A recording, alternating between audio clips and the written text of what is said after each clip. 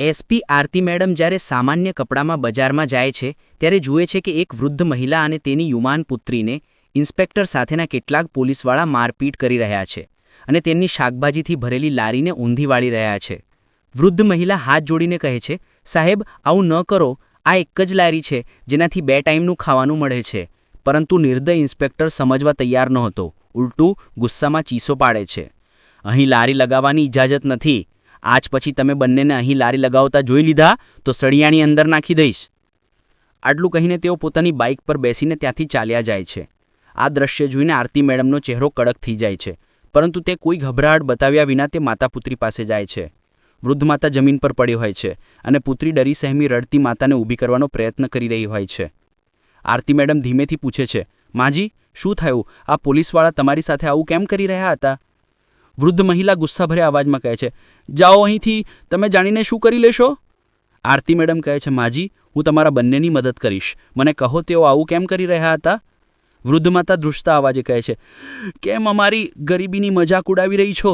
બેટી, જે મોટા મોટા અફસરો અમારી મદદ ન કરી શક્યા તે તું કેવી રીતે કરી શકીશ? ભગવાને અમારી કિસ્મત જ આવી બનાવી છે. ચાલ્યા જાઓ અહીંથી. આરતી મેડમે પોતાની ઓળખ જણાવવા માંગી, પરંતુ કંઈક વિચારીને ત્યાંથી જવા લાગે છે. થોડા સમય પછી એ જ જગ્યાએ માતા પુત્રી તૂટેલી લારી પાસે બેઠા હોય છે. માતા હજી પણ આંસુ લૂછી રહી હોય છે અને પુત્રી ચૂપચાપ શાકભાજી વીણી રહી હોય છે. ત્યારે એક યુવાન છોકરો પાસે આવે છે.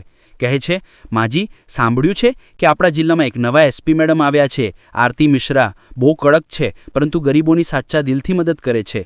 તમે ચાહો તો તેમની પાસે જાઓ. સાંભળ્યું છે, કોઈને પણ આમ અપમાનિત નથી થવા દેતા. વૃદ્ધ માતા થાકેલા અવાજે કહે છે, બેટા, બહુ જોઈ લીધા અફસર, અમારી કોણ સાંભળે છે? છોકરો ગંભીરતાથી જવાબ આપે છે, માજી, એકવાર મળી તો લો. કહે છે, તે પણ આપણા જેવું જ સાદું જીવન જીવે છે, બજારમાં લોકોની વચ્ચે ફરે છે. તમે પોતે જોશો તો વિશ્વાસ આવી જશે. માતા પુત્રી એકબીજા સામે જુએ છે. પુત્રીના ચહેરા પર હળવી આશાની ઝલક આવે છે. એસપીના કાર્યાલયમાં પછી એક દિવસ તે વૃદ્ધ માતા અને તેની યુવાન પુત્રી તેમની ઓફિસ પહોંચે છે. તેમના ચહેરા પર ડર અને આંખોમાં આંસુ હતા. જેવી તેમની નજર એસપી મેડમ તરફ જાય છે તો વૃદ્ધ મહિલા અને તેની પુત્રી હક્કાબક્કા રહી જાય છે. તેમના હોશ ઉડી જાય છે. આરતી મેડમ ખાખી વર્દીમાં મેજની પાછળ ખુરશી પર બેઠી હતી. ચહેરો ગંભીર છે, પણ આંખોમાં આત્મવિશ્વાસ. એસપી આરતી મેડમ તેમને બેસવાનું કહે છે. આવો માજી, બેસો. ગઈકાલે તમારી સાથે જે અન્યાય થયો તે મેં મારી આંખોથી જોયો, જેનો મને ખૂબ દુઃખ થયો. વૃદ્ધ મહિલા કહે છે, મને માફ કરી દો મેડમ, મેં તમને કાલે ન ઓળખ્યા. તમે અમારી મદદ કરવા આવ્યા હતા અને અમે કમનસીબે તમારી સાથે દુર્વ્યવહાર કર્યો. મેડમ બોલી, કોઈ વાંધો નહીં માજી, આવી વાત ન બોલો, હું તમારી દીકરી જેવી છું. આ વાત સાંભળીને વૃદ્ધ મહિલાની આંખોમાં આંસુ આવી ગયા અને તેમણે જણાવ્યું, મેડમ, જ્યારે અમે બજારમાં શાકભાજીની લારી લગાવીને શાકભાજી વેચીએ છીએ તો તે ઇન્સ્પેક્ટર શાકભાજી લેવા આવે છે અને પૈસા આપ્યા વિના ચાલ્યો જાય છે. જ્યારે અમે તેનો વિરોધ કરીએ છીએ તો કહે છે, તમને અને તમારી આ પુત્રીને જેલમાં નાખી દઈશ. જો તમે ઈચ્છો છો કે હું શાકભાજી પૈસા આપીને લઈ જાઉં તો તમે તમારી આ પુત્રીને એક રાત માટે મારી પાસે મોકલી દો. આ વાત જેવી આરતી મેડમ સાંભળે છે તો તેમના હોશ ઉડી જાય છે અને તેમની આંખો લાલ થઈ જાય છે. ગંભીર અવાજમાં બોલે છે, તેના વિરુદ્ધ ફરિયાદ કેમ ન નોંધાવી? વૃદ્ધ મહિલા કહે છે, મેડમ, અમે ફરિયાદ કરવા પોલીસ સ્ટેશન ગયા હતા. ત્યાંના દરોગાએ અમને અને અમારી પુત્રીને ધક્કા મારીને કાઢી મૂક્યા અને બોલ્યો, આજ પછી એમની ફરિયાદ લખાવવા આવી તો તમને માતા પુત્રીને સળિયાની અંદર નાખી દઈશ. જાઓ અહીંથી, ભાગો.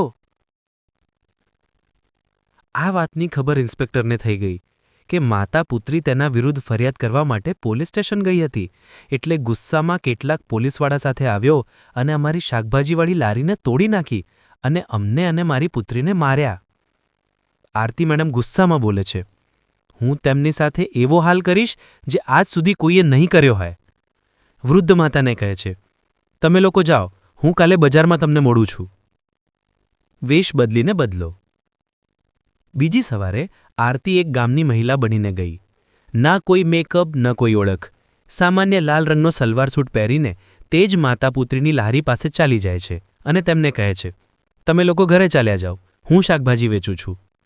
માતા ચોંકી જાય છે, પણ મેડમ, તમે કેમ કરશો? લોકો શું કહેશે? એસપી મેડમ બોલે છે, માજી, પોલીસની વર્દીના છુપાયેલા તે ગુંડાઓને પાઠ ભણાવવો છે, એટલે આજે મને શાકભાજી વેચવા દો અને તમે ઘરે આરામ કરો. પછી માતા પુત્રી ઘરે ચાલ્યા જાય છે. એસપી આરતી મેડમ લારી પાસે આવીને ઊભા થઈ ગયા. લારી પર ઘણી બધી શાકભાજી સજેલી હતી. થોડી જ વારમાં ઇન્સ્પેક્ટર માણિક પોતાની મોટરસાયકલ લઈને ત્યાં પહોંચી ગયો. તેણે મોટરસાયકલ લારી પાસે રોકીને તીક્ષ્ણ નજરોથી કહ્યું, "શું મામલો છે? તું અહીં? અહીં તો ડોશી અને તેની દીકરી રહેતી હતી. તે ક્યાં ભાગી ગઈ? તું કોણ છે? નવી નવી આવી છો કે શું?" આરતી, જે હજી પણ ગામની એક સામાન્ય મહિલાની જેમ ઊભી હતી, ધીમેથી બોલી, "હું તેની દીકરી છું, એટલે આજે હું તેના જગ્યાએ લારી સંભાળી રહી છું." ઇન્સ્પેક્ટરે ઘૃણાસ્પદ હસી આપીને કહ્યું, "તો પછી તું તો તારી બહેન કરતાં પણ વધારે સુંદર છે." પછી પોતાની આંખોથી તેને માથાથી પગ સુધી નિહાળવા લાગ્યો અને બોલ્યો, "ચાલ છોડ આ બધું. મને 1 કિલો ટામેટાં આપ અને સાથે થોડા ધાણા મરચાં પણ આપી દે." આરતી કોઈ પ્રતિક્રિયા આપ્યા વિના શાકભાજી તોલવા લાગી અને ચૂપચાપ હાથમાં આપી દીધી. ઇન્સ્પેક્ટર શાકભાજી લઈને પાછો જવા લાગ્યો અને મોટરસાયકલ સ્ટાર્ટ કરી. ત્યારે જ આરતી કડક અવાજમાં બોલી, "ઊભા રહો. તમે હજી સુધી શાકભાજીના પૈસા નથી આપ્યા. પૈસા આપો, આમ નહીં ચાલે." ઇન્સ્પેક્ટર નારાજ થઈને બોલ્યો, "અરે કયા પૈસાની વાત કરી રહી છો? હું તો રોજ ફ્રીમાં લઈ જાઉં છું. તમારી માતા અને બહેનને પૂછ, તે કંઈ નથી કહેતી, અને તું મારી સામે વધારે વાત ના કર." પછી તે જવા લાગ્યો. ત્યારે જ આરતી ઝડપથી બોલી, "તમે મારી માતા પાસેથી જે રીતે શાકભાજી લીધી છે તે રીતે મેં તમને નથી આપી. અમારે પણ શાકભાજીના પૈસા આપવા પડે છે. અમારે પણ ખર્ચ કરીને શાકભાજી લાવવી પડે છે. અને જો એક દિવસ પણ શાકભાજી ન વેચાય તો અમારા ઘરમાં ચૂલો નહીં સળગે.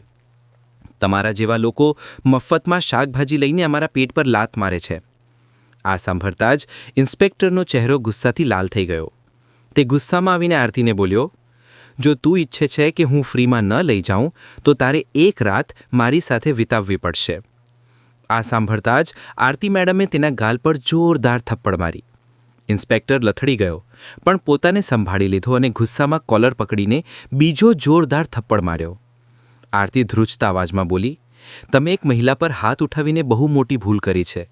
તમારે તેના પરિણામ ભોગવવા પડશે." ઇન્સ્પેક્ટર વધારે ગુસ્સામાં ચીસ પાડી, "તું મને મારીશ? તારી એટલી હિંમત? હમણાં બતાવું છું."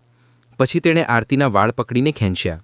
આરતી દર્દથી કણસી ઉઠી, પણ વાળ છોડાવીને બોલી, "આ બધું બહુ ખોટું થઈ રહ્યું છે.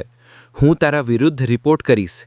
તે મારી સાથે બદતમીજી કરી છે તેનો હિસાબ તારે ચૂકવવો પડશે." પરંતુ ઇન્સ્પેક્ટર પોતાના પદની તાકાતમાં મદહોશ હતો. બોલ્યો, "રિપોર્ટ કર, તારી એટલી હિંમત છે? તું એક શાકભાજી વેચનારી ગરીબ ભિખારણની દીકરી છે અને હું આ પોલીસ સ્ટેશનનો ઇન્સ્પેક્ટર. હું તને અહીંથી જ ઉઠાવી શકું છું." આ કહીને તે મોટરસાયકલ પર ચડી ગયો અને સ્ટાર્ટ કરીને ચાલ્યો ગયો. વેણી, સત્યનો સામનો.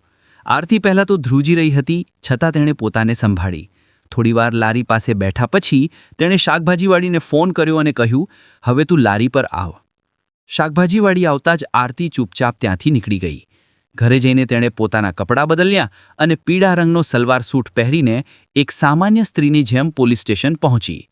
પોલીસ સ્ટેશન પહોંચીને જોયું કે ઇન્સ્પેક્ટર માણિક ત્યાં નહોતો. એક હવલદાર ડેસ્ક પર બેઠો હતો. આરતીએ સીધું તેને પૂછ્યું, "મારે રિપોર્ટ કરવી છે. ઇન્સ્પેક્ટર માણિક વિરુદ્ધ અને એસએચઓ સાહેબને પણ મળવું છે." હવલદારે જવાબ આપ્યો, "ઇન્સ્પેક્ટર સાહેબ કંઈક કામથી ઘરે ગયા છે અને એસએચઓ સાહેબ ફિલ્ડ વિઝિટ પર બહાર ગયા છે. તમે ચાહો તો થોડીવાર બેસો." આરતીની આંખોમાં હવે ન્યાયની આગ સળગી રહી હતી અને આ આગ હવે બુઝાવાની નહોતી. પોલીસ સ્ટેશનમાં થોડો સમય વીતતા જ અચાનક દરવાજો ખુલ્યો અને એસએચઓ અમિત રાણા અંદર આવ્યા. ભારે પગલે અંદર આવતા જ તેમની નજર પીળા સલવાર સૂટ પહેરેલી તે સામાન્ય મહિલા પર પડી, જે બીજું કોઈ નહીં, પોતે જિલ્લા મેજિસ્ટ્રેટ ડીએમ આરતી હતી. અમિત રાણાએ કડક અવાજમાં પૂછ્યું, "તમે કોણ છો? અહીં કેમ આવ્યા છો?" આરતીએ શાંત સ્વરે કહ્યું, "મારે રિપોર્ટ બનાવી છે." આ સાંભળીને અમિત રાણા કટાક્ષ કરતા હસી પડ્યા. "રિપોર્ટ બનાવી છે? તો પહેલાં કંઈ ખર્ચો લઈને આવ્યા છો? અહીં રિપોર્ટ બનાવવા માટે 10 થી 15,000 રૂપિયા લાગે છે. લાવ્યા હો તો કાઢો, તેમ છતાં તમારી રિપોર્ટ લખી દઈશ." આ સાંભળીને આરતીનો ચહેરો ગંભીર થઈ ગયો અને ગંભીર અવાજમાં બોલી, "ક્યાં પૈસાની વાત કરી રહ્યા છો? રિપોર્ટ બનાવવા માટે કોઈ ફી નથી લાગતી. તમે લાંચ કેમ માંગી રહ્યા છો?" અમિત રાણા હસતા બોલ્યા, "કોણે કહ્યું કે તમારી રિપોર્ટ મફત બનશે? અહીં જે પણ આવે છે પોતાની મરજીથી પૈસા આપે છે અને નથી આપતો તો તેની રિપોર્ટ નથી બનતી. હવે તમારી મરજી." આરતીએ ઊંડો શ્વાસ લીધો, બોલી, ઠીક છે, આલો 10 રૂપિયા, હવે રિપોર્ટ લખો. પૈસા લઈને અમિત રાણાએ પૂછ્યું, કોના વિરુદ્ધ રિપોર્ટ છે?